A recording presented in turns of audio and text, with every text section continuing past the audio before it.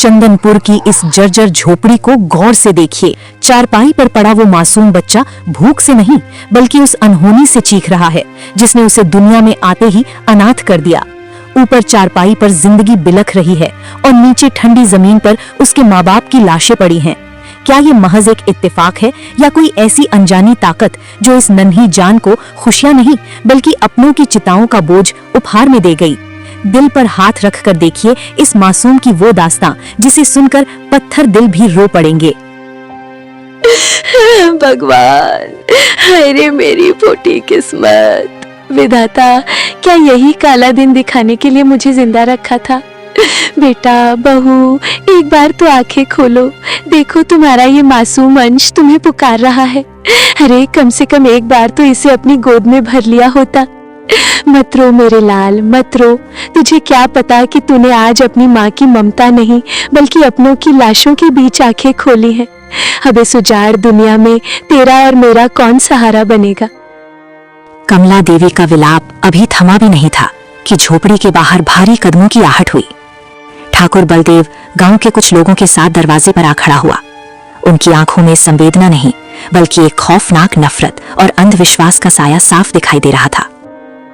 कमला बहन, अपनी छाती पीटना बंद कर। सच तो सबके सामने है। ये बच्चा नहीं, ये साक्षात काल की परछाई है जिसने कदम रखते ही अपने कुल को भस्म कर दिया।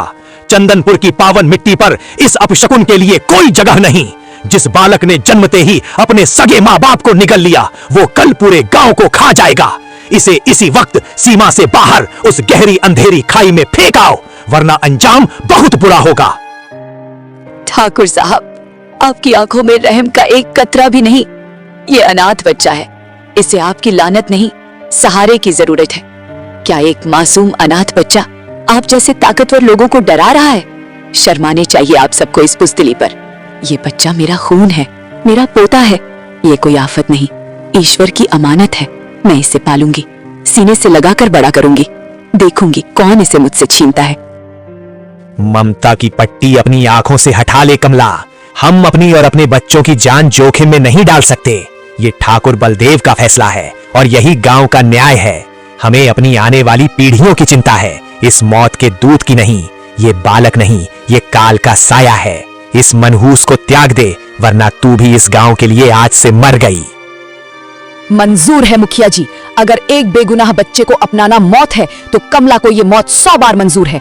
जिस गांव की इंसानियत मर चुकी हो उस गांव के लिए मैं खुद भी मर जाना ही ठीक समझती हूँ। पर याद रखिए, इस मासूम को मनहूस कहने की भूल दोबारा मत करना। जब तक मेरे शरीर में प्राण है इस बच्चे को कोई हाथ भी नहीं लगा पाएगा। इसे छूने से पहले आप सबको मेरी लाश से गुजरना होगा। आज से हमारा भी इस गांव से कोई वास्ता नहीं। समय का पहिया अपनी गति से चलता रहा, पर चंदनपुर के लोगों के दिलों के घाव और भी जहरीले होते गए। 8 साल का मासूम हरिया जब भी घर की दहलीज से बाहर निकलता, उसे समाज के तीखे तीर और तिरस्कार ही मिलता। दादी, दादी, गांव के बच्चे मुझे अपने साथ क्यों नहीं खिलाते? जब भी मैं उनके पास जाता हूँ वो मुझे पत्थर मारकर भगा देते हैं।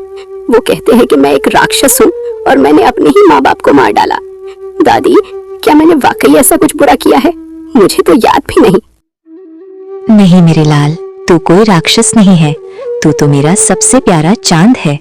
ये दुनिया अंधी है हरिया, इन्हें तेरी मासूमियत नजर नहीं आती। तू इन पत्थर दिल गांव वालों की बातों पर ध्यान मत दे। चिंता मत कर बेटा, तेरी दादी अभी जिंदा है। तू तो ईश्वर का दिया हुआ वो आशीर्वाद है जिसने मुझे जीने की वजह दी है। पर दादी, जब मैं कुएं पर पानी लेने जाता हूँ तो औरतें अपने बर्तन हटा लेती हैं और कहती हैं कि मेरे छूने से पानी जहर बन जाएगा। क्या मेरा शरीर इतना गंदा है? मुझे बहुत प्यास लगती है दादी, पर कोई मुझे पानी की एक बूंद तक नहीं देता। क्या भगवान भी मुझसे नफरत करते हैं जो उन्होंने मुझे ऐसा बनाया? भगवान किसी से नफरत नहीं करते बेटा, नफरत तो ये इंसान करते हैं जिनके दिल पत्थर के हो चुके हैं। तू प्यासा नहीं रहेगा, मैं तेरे लिए कुएं से मीठा पानी लाऊंगी। तू इन लोगों की बातों को दिल से मत लगा। एक दिन ऐसा आएगा जब यही गांव वाले तुझे सम्मान देंगे। बस तू अपनी हिम्मत मत हारना। क्या कभी कोई मुझे प्यार से बुलाएगा दादी? क्या मैं कभी दूसरे बच्चों की तरह हंस खेल पाऊंगा? मुझे बहुत अकेलापन लगता है। क्या मेरे माँ बाप मुझे इसीलिए छोड़कर चले गए क्योंकि मैं बहुत बुरा हूँ? सब मुझे मनहूस क्यों बुलाते हैं दादी? मुझे बस थोड़ा सा प्यार चाहिए। क्या ये मांगना भी गलत है? उन मासूम सवालों का जवाब किसी के पास नहीं था। देखते ही देखते 30 साल का लंबा सन्नाटा बीत गया। कमला देवी तो ममता का फर्ज निभाकर मिट्टी में मिल गईं, पर हरिया के जीवन में सिर्फ गहरा अकेलापन रह गया। अब उसकी आंखों में आंसू नहीं, बल्कि समाज के प्रति एक कठोर ज्वाला जल रही थी। 30 साल हर दिन मैंने प्यार की एक बूंद के लिए भीख मांगी, पर चंदनपुर ने सिर्फ नफरत दी। आज समझ गया कि मेरा मुकद्दर सिर्फ ये तन्हाई ही है। दादी तो कहती थी कि मैं मनहूस नहीं हूं, पर देखिए आज भी मेरा साया ही मेरा इकलौता साथी है। लोग आज भी मुझे देखकर रास्ता बदल लेते हैं, जैसे मैं कोई जिंदा मौत हूं। सुबह की पहली किरण के साथ हरिया जंगल पहुंचा था ताकि अपनी मेहनत से अपनी किस्मत बदल सके। कंधे पर लकड़ियों का भारी गट्ठर लादे वो जमींदार की हवेली की ओर बढ़ रहा था। उसे उम्मीद थी कि शायद आज समाज की जमी हुई बर्फ पिघलेगी और उसे अपनी मेहनत का मोल मिलेगा, पर उसे क्या पता था कि हवेली की दहलीज पर उसका इंतजार अनाज नहीं बल्कि जिल्लत के कड़वे बोल कर रहे थे। सरकार, आज सुबह सुबह जंगल की सबसे गहरी झाड़ियों से ये लकड़ियां काट कर लाया हूँ। एक एक लकड़ी एकदम ताजी, सूखी और पत्थर जैसी मजबूत है। आपकी हवेली की रसोई में ये लकड़ियां घंटों तक महकेंगी और तपेंगी। जमींदार साहब, पूरे गांव में ऐसी ताजी लकड़ियां कोई और नहीं ला सकता। बस इनके बदले थोड़ा सा अनाज दे दीजिए सरकार, ताकि पेट की ये आग बुझ सके। 3 दिन से मेरी झोपड़ी का चूल्हा नहीं जला है। एक बार देख तो लीजिए जमींदार साहब। अबे ओ मनहूस, तेरी हिम्मत कैसे हुई सूरज चढ़ने से पहले मेरी हवेली को अपवित्र करने की? अभी इसी वक्त अपनी ये मनहूस लकड़ियां लेकर दफा हो जा यहाँ से।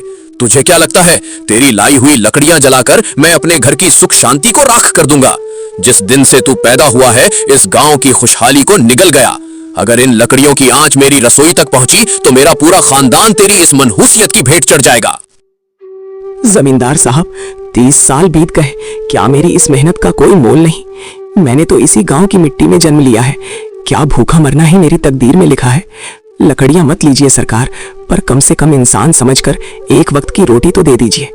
मैं दिन भर कड़ी धूप और बारिश में अपना पसीना बहाता हूँ। क्या मेरी मेहनत पर मेरा एक निवाले का हक नहीं? क्या मेरा जन्म लेना इतना बड़ा पाप था कि उसकी सजा मुझे मरते दम तक भुगतनी होगी? हक की बात अपनी जुबान पर मत ला भागे। तेरा हक तो सिर्फ वो तिरस्कार है जो ये गांव तुझे देता है। चंदनपुर की हवा तेरी मनहूस सांसों से जहरीली हो रही है और तू रोटी की भीख मांगता है। निकल जा यहाँ से, नहीं तो लात मारकर बाहर फेंक दूंगा और दोबारा यहाँ अपनी मनहूस सूरत दिखाई तो तेरी टांगे तुड़वा दूंगा। दफा हो जाए यहाँ से। ठीक है सरकार, अगर मेरी मेहनत की कोई कीमत नहीं तो शायद मेरी तन्हाई ही मेरी हकीकत है। पर याद रखिएगा, आप मुझे धक्के मार सकते हैं पर मेरे सीने में धधकती भूख को नहीं मिटा सकते। ईश्वर देख रहा है जमींदार साहब, एक दिन ऐसा आएगा जब आपको लकड़ियों की जरूरत पड़ेगी, पर तब ये मनहूस आपके पास नहीं होगा। वो चुपचाप गहरे जंगल की ओर चला गया, जहां पेड़ों के साए के अलावा उसे कोई अपना नजर नहीं आता था। एक पुराने बरगद के नीचे बैठकर वो अपनी फूटी किस्मत पर आंसू बहाने लगा। उसे अंदाजा भी नहीं था कि विधाता ने आज उसके लिए एक ऐसा फरिश्ता चुना है जो उसकी काली जिंदगी में प्यार का उजाला बनकर आने वाला था। हे विधाता, आखिर मेरा कसूर क्या है? सब मुझे मनहूस कहते हैं, जैसे मैं कोई अभिशाप हूँ। गांव में कोई पड़ोसी मेरा हाल तक नहीं पूछता। 30 साल का हो चुका हूँ लेकिन अभी तक कुंवारा हूँ। गांव की कोई लड़की मुझसे शादी करने को तैयार नहीं। क्या मेरी पूरी उम्र इसी सन्नाटे और अपमान में कट जाएगी? क्या मैं वाकई इतना बुरा हूँ कि मेरे हाथ की ताजी लकड़ियां भी लोगों को जहर लगने लगी हैं? अब तो ये जंगल ही मेरा घर है और ये सन्नाटा ही मेरा परिवार। क्या कोई एक बार भी मुझे इंसान समझकर गले नहीं लगाएगा? हरिया अभी अपने दुखों के अथाह सागर में डूबा ही था कि अचानक जंगल की खामोशी एक भयानक दहाड़ और एक लड़की की चीख से दहल उठी। मौत की पच्चाप बिल्कुल करीब सुनाई दे रही थी। बचाओ, कोई है, बचाओ मुझे, ये खूंखार जानवर मुझे मार डालेगा। हे भगवान, आज मेरी रक्षा करना। दूर हटो मुझसे, दूर हटो, कोई मेरी मदद करो, बचाओ, बचाओ।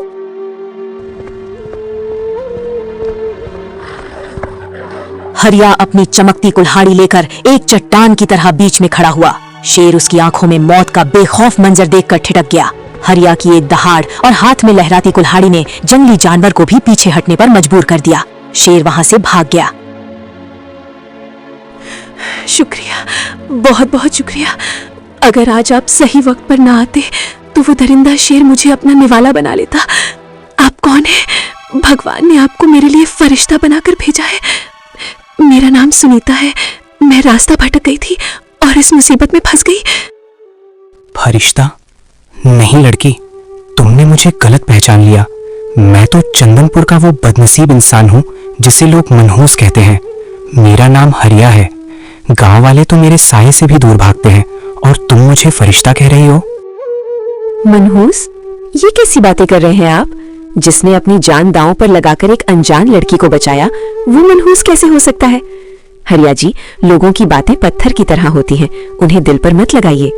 सच तो ये है कि मेरा भी इस दुनिया में कोई नहीं है। मैं एक अनाथ हूँ, दर दर भटक रही थी और आज मौत के मुंह में गिरते गिरते बची हूँ। मेरा भी हाल कुछ ऐसा ही है सुनीता। बचपन में ही माँ बाप का साया उठ गया। दादी ने पाला पर वो भी साथ छोड़ गई। अब तो सिर्फ ये जंगल और मेरी कुल्हाड़ी ही मेरी सगी है। गांव की गलियों में मेरे लिए सिर्फ नफरत है। मैंने तो प्यार की एक उम्मीद भी छोड़ दी थी। अगर हम दोनों की किस्मत एक जैसी है तो क्यों ना हम एक दूसरे का सहारा बन जाए। मुझे अब इस जंगल के दरिंदों से ज्यादा उन लोगों से डर लगता है जो इंसान के भेष में भेड़िए हैं। हरिया, क्या तुम मुझे अपने घर ले चलोगे? क्या तुम मुझसे शादी करोगे? मैं तुम्हारी सेवा करूंगी और हम इस दुनिया की परवाह किए बिना अपनी छोटी सी दुनिया बसाएंगे। अगर तुम्हारी यही इच्छा है तो मुझे मंजूर है। मेरा घर मिट्टी का है और मेरी थाली में शायद रोज पकवान ना हो, पर अगर तुम्हारा साथ मिल जाए तो मैं पूरी दुनिया से लड़ने की हिम्मत रखता हूँ। चलो सुनीता, आज से मेरी झोपड़ी सिर्फ मेरी नहीं तुम्हारी भी है। हम खुश रहेंगे, बहुत खुश। हरिया और सुनीता की शादी हो गई। हरिया ने अब चंदनपुर में लकड़ियां बेचना छोड़ दिया और पड़ोस के गांव में जाकर लकड़ियां बेचने लगा। वहां लोग उसे नहीं जानते थे, इसलिए उसे उसकी मेहनत का फल मिलने लगा।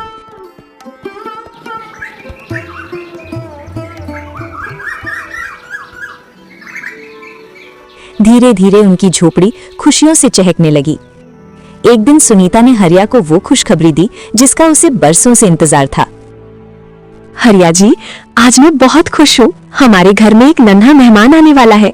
विधाता ने हमारी प्रार्थना सुन ली है। मुझे विश्वास है कि जब ये बच्चा हमारे आंगन में खेलेगा तो समाज की सारी नफरत खत्म हो जाएगी। ये बच्चा हमारे प्यार की निशानी होगा और आपकी सारी उदासी दूर कर देगा।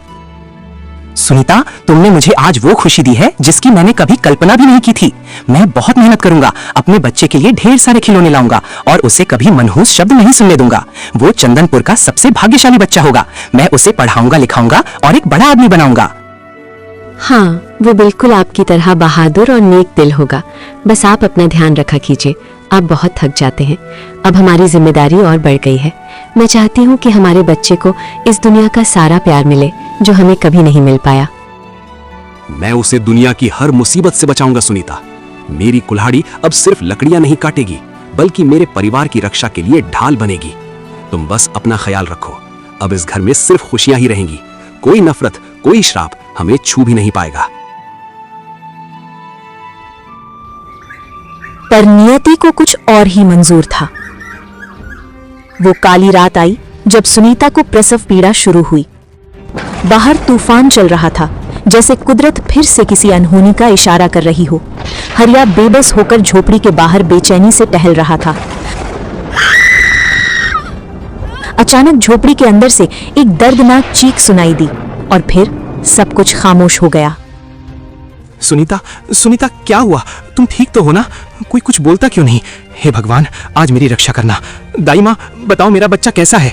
सुनीता चुप क्यों है? उसे आवाज दो, वो बोल क्यों नहीं रही? तभी झोपड़ी का दरवाजा धीरे से खुला और दाई माँ बाहर आई। उसके हाथ खाली थे और चेहरे पर एक ऐसा सन्नाटा था जिसे देख हरिया के पैरों तले जमीन खिसक गई। दाई माँ, आप चुप क्यों हैं? कुछ बोलती क्यों नहीं? मेरी सुनीता कैसी है? और मेरा बच्चा, उसकी रोने की आवाज अब तक बाहर क्यों नहीं आई? दाई माँ, आपने उसे चुप तो नहीं करा दिया? बताइए ना, मैं अंदर जाऊं? क्या मैं अपने लाल को अपनी गोद में ले सकता हूँ?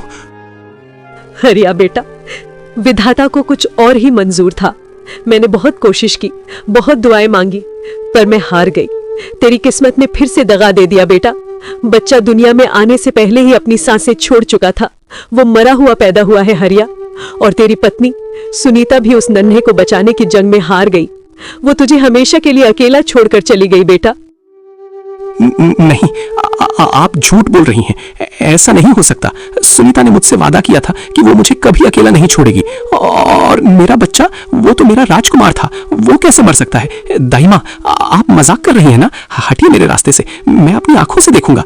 मेरी सुनीता मुझे आवाज देगी, वो मुझे पुकारेगी। हरिया पागलों की तरह झोपड़ी के अंदर भागा। अंदर का मंजर देख उसकी रूह कांप गई। बिस्तर पर सुनीता बेजान पड़ी थी और उसके पास वो नन्हा सा शरीर रखा था जो कभी नहीं रोया। हरिया की आंखों के सामने अंधेरा छा गया। सुनीता, आंखें खोलो, देखो मैं आ गया। तुम ऐसे मुझे छोड़कर नहीं जा सकती। उठो और देखो हमारे बच्चे को। भगवान, तूने ये क्या किया? क्या मेरी दुनिया उजाड़ने के लिए ही तूने मुझे ये खुशियां दिखाई थी? क्या मैं वाकई इतना बड़ा अभिशाप हूँ कि जिसे भी प्यार करूं मौत उसे छीन लेती है? पहले माँ बाप, फिर दादी और अब मेरा पूरा परिवार। तूने मुझे जिंदा क्यों छोड़ा?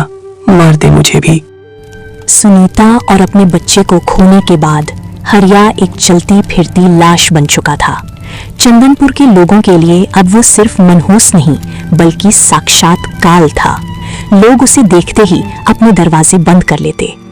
लेकिन इस नफरत के समंदर में ठाकुर बलदेव का बेटा प्रताप उम्मीद की इकलौती किरण था। वो छिप छिप कर हरिया से मिलने जाता, उसे खाना देता और उसका हौसला बढ़ाता। पर यह बात ठाकुर बलदेव को काट खाने दौड़ती थी। प्रताप, क्या मेरी बातें तेरे कानों तक नहीं पहुंचती? मैंने 100 बार मना किया है कि उस मनहूस हरिया के साए से भी दूर रहा कर। वो मौत की परछाई है जिसने अपने माँ बाप, अपनी पत्नी और अपने बच्चे तक को निगल लिया। वो तुझे भी बर्बाद कर देगा। तू चंदनपुर का भविष्य है। उस अभागे के साथ बैठकर अपनी तकदीर क्यों लिख रहा है? पिताजी, ये कैसी बातें कर रहे हैं आप? हरिया कोई मनहूस नहीं बल्कि इस समाज की सड़ी हुई सोच का शिकार है। उसने अपनों को खोया है, इसमें उसका क्या दोष? आप लोग उसे सहारा देने के बजाय और पत्थर मार रहे हैं। मुझे उसकी आंखों में कोई काल नहीं, सिर्फ बेपनाह दर्द दिखता है। मैं उसे इस हाल में अकेला नहीं छोड़ सकता। जुबान संभाल प्रताप। तू उस अभागे का पक्ष ले रहा है जिसने पैदा होते ही इस गांव की खुशियां छीन ली। अगर तू दोबारा उसकी झोपड़ी के पास भी दिखा तो मुझसे बुरा कोई नहीं होगा।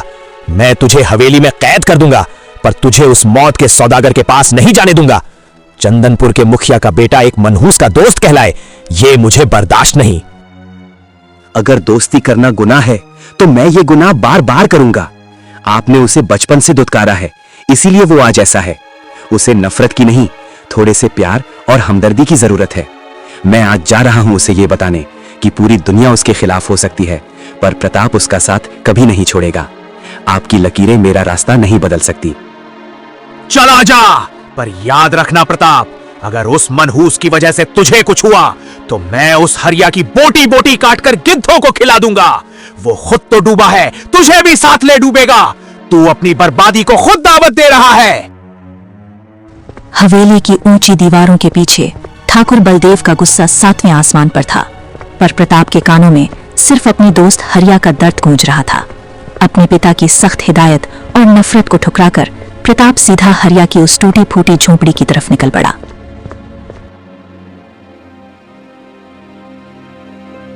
हरिया भाई, कब तक इस अंधेरी कोठरी में खुद को कैद रखोगे?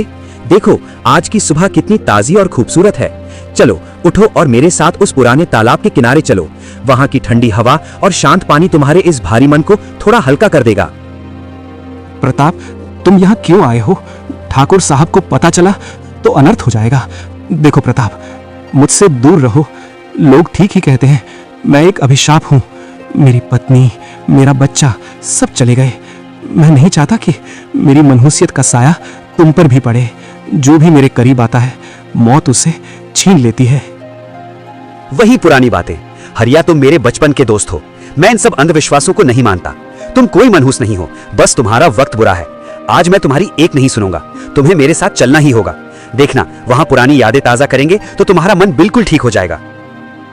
प्रताप, तुम समझ क्यों नहीं रहे? मेरा रोम रोम कह रहा है कि कुछ बुरा होने वाला है।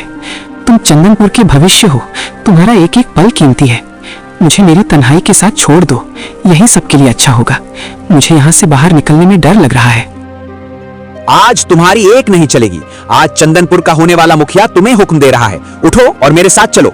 जब तुम उस तालाब के नीले पानी को देखोगे तो खुद कहोगे कि प्रताप भाई, आज तुमने मुझे नई जिंदगी दे दी। चलो अब जिद छोड़ो। प्रताप की जिद के आगे हरिया को झुकना पड़ा। दोनों उस पुराने तालाब के किनारे पहुंच गए। सुबह की सुनहरी धूप पानी पर नाच रही थी, पर उस खूबसूरती के पीछे एक खौफनाक मंजर छिपा था। देखा हरिया, कहा था ना मैंने, यहाँ कितना सुकून है। देखो उस पानी को, ये कितना शांत है। जिंदगी भी ऐसी ही होनी चाहिए। मैं हमेशा तुम्हारा साथ दूंगा हरिया, चाहे पूरा गांव तुम्हारे खिलाफ क्यों ना हो जाए। हम मिलकर तुम्हारे जीवन में फिर से खुशियां भर देंगे। सुकून तो है प्रताप, पर यह सन्नाटा मुझे काट खाने को दौड़ रहा है। पक्षी चहचहाना बंद कर चुके हैं और हवा का रुख भी अचानक बदल गया है। मुझे लग रहा है जैसे कोई हमें झाड़ियों के पीछे से देख रहा है। चलो यहाँ से प्रताप, मेरा जी घबरा रहा है। शांत हो जाओ हरिया, तुम जरूरत से ज्यादा सोच रहे हो। यहाँ हमारे अलावा और कोई नहीं है। देखो, तुम बस यहाँ बैठकर गहरी सांस लो। सब ठीक हो जाएगा मेरे भाई, सब ठीक हो जाएगा। बस थोड़ा सा भरोसा रखो। भरोसा तो तुम पर है प्रताप, पर अपनी किस्मत पर नहीं। जब जब मुझे लगा है कि सब ठीक हो जाएगा, तब तक विधाता ने मुझसे सब कुछ छीन लिया। पता नहीं ये तालाब आज मुझे इतना डरावना क्यों लग रहा है। ऐसा लगता है जैसे ये हमें बुला रहा है अपनी गहराई में समाने के लिए। अचानक रंग बिरंगी किरणों के साथ एक तांत्रिक प्रकट हो गया। ये दृश्य देख हरिया और प्रताप की रूह कांप गई। प्यार, दोस्ती और जीने की नई उम्मीद। हरिया, तुझे क्या लगा था कि ये सब इतना आसान होगा? नहीं, ये जो तू भोग रहा है ये कोई इत्तेफाक नहीं, बल्कि तेरे पिछले जन्म का कर्ज है जो तू अभी तक चुका रहा है। जो पाप तूने पिछले जन्म में किया था, ये सब उसी पाप का हिसाब है। पिछले जन्म का कर्ज? तू कौन है और मैंने पिछले जन्म में ऐसा क्या किया था जो तू हाथ धोकर मेरे पीछे पड़ा है? क्यों तूने मेरे माँ बाप, मेरी पत्नी और मेरे बच्चे को मार डाला? क्या बिगाड़ा है मैंने तेरा? तूने क्या किया था ये जानने के लिए तुझे अभी और तड़पना होगा। अभी तो ये खेल शुरू ही हुआ है। मैं तुझे तड़पा तड़पा कर एक एक पल का हिसाब लूंगा। तुझे आज फिर से एक ऐसी मौत दिखाऊंगा जिसका बोझ तू अपनी पूरी उम्र उठाएगा। मुझे मार दे शैतान, जो हिसाब करना है मुझसे कर। मेरे इस दोस्त को छोड़ दे, इसने तेरा क्या बिगाड़ा है? मैं तेरे हाथ जोड़ता हूं, जो सजा देनी है मुझे दे, पर प्रताप को बख्श दे। तुझे मार दूं तो फिर मुझे मजा कैसे आएगा? तुझे जिंदा रखना ही मेरी असली सजा है। मैं तुझे नहीं बल्कि तेरे इस इकलौते दोस्त को मारूंगा। जब ये मरेगा तो चंदनपुर के लोग तुझे इसका कातिल मानकर नोच नोच कर खा जाएंगे। तू जब जिल्लत की ठोकरें खाएगा तब मुझे असली सुकून मिलेगा। नहीं, ऐसा मत कर। बता मुझे क्या किया था मैंने पिछले जन्म में। अगर हिम्मत है तो सच बता और मुझे खत्म कर। बेगुनाहों को मारना बंद कर, नीच तांत्रिक। धैर्य रख हरिया, वक्त आने पर तुझे सब पता चल जाएगा। पर तब तक तू सिर्फ आंसू बहाएगा और अपनी मौत की भीख मांगेगा। देख अब चंदनपुर के इस आखिरी चिराग का अंत। तांत्रिक ने अपनी जादुई काली शक्ति से प्रताप पर वार कर दिया। देखते ही देखते प्रताप के प्राण वहीं निकल गए। तांत्रिक एक अट्टहास के साथ गायब हो गया।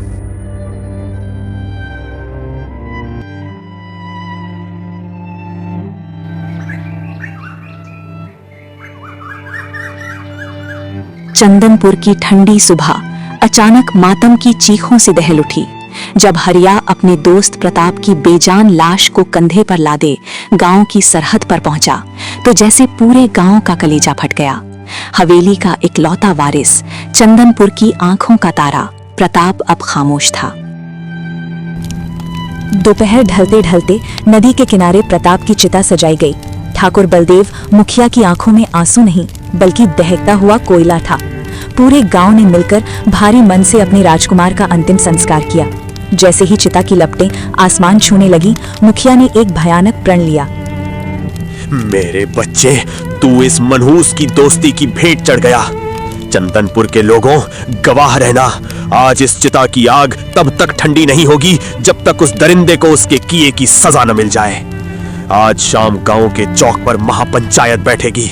आज इंसाफ पत्थर की लकीर से लिखा जाएगा। शाम का समय गांव के चौपाल पर महापंचायत बैठी थी। बीच में हरिया खड़ा था, फटे कपड़े और आंखों में बेपनाह दर्द।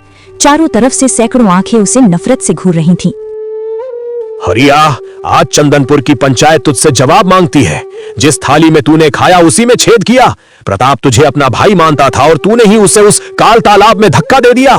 क्या ये तांत्रिक और रूहों का झूठा नाटक तूने अपनी मनहूसियत को छिपाने के लिए रचा है? सरपंच जी, ठाकुर साहब, मुझे मार डालिए, पर मुझे झूठा मत कहिए। मैंने प्रताप को नहीं मारा, मैं तो उसे रोकने की कोशिश कर रहा था। वो तांत्रिक कह रहा था कि ये मेरे पिछले जन्म का कर्ज है। उसने मेरी आंखों के सामने प्रताप को अपनी काली शक्तियों के वार से मार दिया। मैं बेबस था, मैं अपने भाई को बचा नहीं पाया। चुप करो हत्यारे। पिछले जन्म का बहाना बनाकर तू अपने पाप नहीं धो सकता। तेरी परछाई भी अब इस गांव के लिए अभिशाप है। तूने मेरा वंश मिटा दिया। तूने इस मिट्टी की शांति छीन ली। हरिया, पंचायत का फैसला अटल है। तू आज इसी वक्त चंदनपुर की सीमा छोड़ देगा। तेरी संपत्ति, तेरा घर, सब अब इस गांव का है। तुझे सिर्फ ये फटा शरीर लेकर जाना होगा। आज के बाद अगर तूने इस गांव की मिट्टी को छुआ तो तुझे जिंदा जला दिया जाएगा। जा और अपनी मनहूसियत को इस जंगल की खाइयों में दफन कर दे। गांव वालों ने हरिया को लात घूंसों और पत्थरों से मारकर गांव से बाहर खदेड़ दिया। वो गिरता पड़ता उस गांव को पीछे छोड़ गया जहां कभी उसने घर बसाने का सपना देखा था। गांव से निकाला गया हरिया अब उसी घने जंगल का हिस्सा बन चुका था। उसने उसी पुराने बरगद के पेड़ के नीचे अपनी रात गुजारी जहां वो अक्सर बैठा करता था।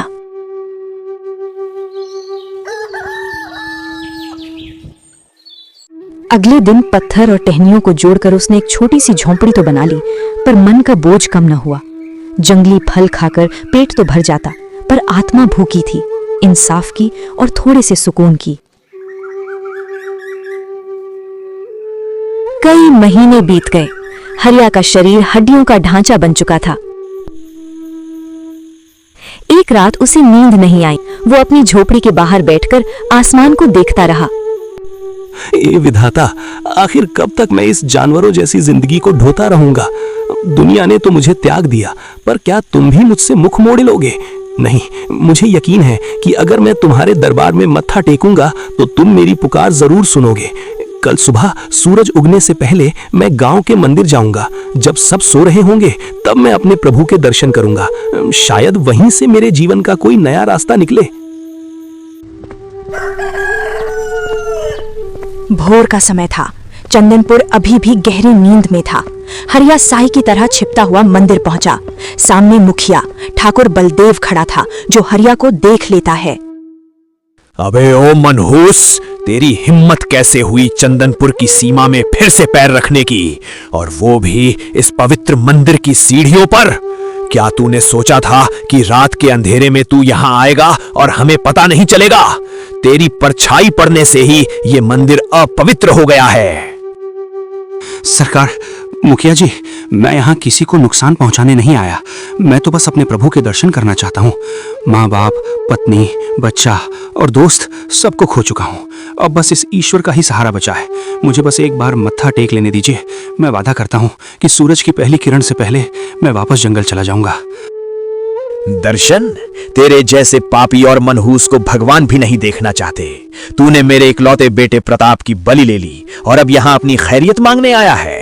सुन हरिया, तेरे इस मंदिर में आने से किसी का भला नहीं होगा, पर तेरे यहाँ से भाग जाने से पूरे गांव का भला जरूर होगा। मुखिया जी, भगवान तो सबके हैं। क्या एक अभागे को अपने दुख सुनाने का हक भी नहीं है? मैंने प्रताप को नहीं मारा, मैं तो उसे जान से ज्यादा प्यार करता था। मुझे बस एक बार प्रभु की मूरत देख लेने दीजिए, शायद मेरा मन शांत हो जाए। हक की बात मत कर। तेरा हक सिर्फ इस जंगल की धूल है। अगर तू एक पल भी यहाँ और रुका तो मैं पूरे गांव को जगा दूंगा और फिर तुझे इस मंदिर की चौखट पर ही दफन कर दिया जाएगा। भाग यहाँ से। अपनी ये मनहूसियत वापस उस अंधेरी झोपड़ी में ले जा। भगवान को भी तेरी प्रार्थना की जरूरत नहीं है। मुखिया ने हरिया को धक्के देकर मंदिर से बाहर निकाल दिया। लगता है ईश्वर के द्वार भी मेरे लिए बंद हो गए। अब कहाँ जाऊं? किससे अपनी पीड़ा कहूं? हे प्रभु, क्या वाकई मेरी किस्मत में सिर्फ तिरस्कार ही लिखा है? यही सोचते हुए हरिया भारी मन से अपनी झोपड़ी की ओर बढ़ रहा था। तभी जंगल के बीचों बीच उसकी नजर एक तेजस्वी साधु बाबा पर पड़ी। अपनी पीड़ा सुनाने की आस लिए हरिया के कदम खुद ब खुद उन साधु बाबा की ओर बढ़ चले। प्रणाम साधु महाराज, क्षमा करना, मैंने आपकी तपस्या भंग कर दी। मैं बहुत बड़े दुख और पीड़ा में हूँ बाबा। क्या आप इस अभागे को कोई राह दिखा सकते हैं? अब तो ईश्वर ने भी मुझसे अपना मुख मोड़ लिया है। हरिया की पुकार सुनकर जंगल का सन्नाटा जैसे ठहर गया। साधु बाबा ने धीरे से अपनी आंखें खोली। उनकी आंखों में एक अजीब सी चमक थी, जैसे वे हरिया के वर्तमान को नहीं बल्कि उसके हजारों साल पुराने अतीत को देख रहे हों। उन्होंने हरिया को गौर से देखा और फिर जो कहा उसने हरिया के पैरों तले जमीन खिसका दी। जिसे तू अपनी फूटी किस्मत समझ रहा है, वो असल में तेरे पिछले जन्म का वो कर्ज है जो तुझे इस जन्म में चुकाना पड़ रहा है। आज मंदिर से तेरा निकाला जाना तो महज एक बहाना था। आखिर नियति ने तुझे मुझसे मिला ही दिया ताकि तू अपने अतीत का वो खौफनाक सच जान सके। पिछले जन्म का कर्ज? बाबा, मैंने पिछले जन्म में ऐसा क्या किया था जिसकी इतनी भयानक सजा मुझे आज तक मिल रही है? आखिर कौन हूं मैं? उस सच को जानने के लिए तुझे समय की परतों के पीछे जाना होगा। पर याद रख हरिया, वो सच इतना कड़वा है कि शायद तू उसे बर्दाश्त न कर पाए। क्या तू तैयार है अपनी असली पहचान जानने के लिए? आखिर कौन था हरिया पिछले जन्म में? क्या था वो भयानक पाप जिसकी सजा उसे आज तक मिल रही है? और कौन है वो तांत्रिक जो मौत बनकर हरिया का पीछा कर रहा है? इन सब रहस्यों से पर्दा उठेगा अगले भाग में। दोस्तों, अगर आप हरिया के पिछले जन्म का रहस्य जानना चाहते हैं तो कमेंट में पार्ट 2 जरूर लिखें। और अगर आपको ये कहानी पसंद आई हो तो वीडियो को लाइक करें और अपने दोस्तों के साथ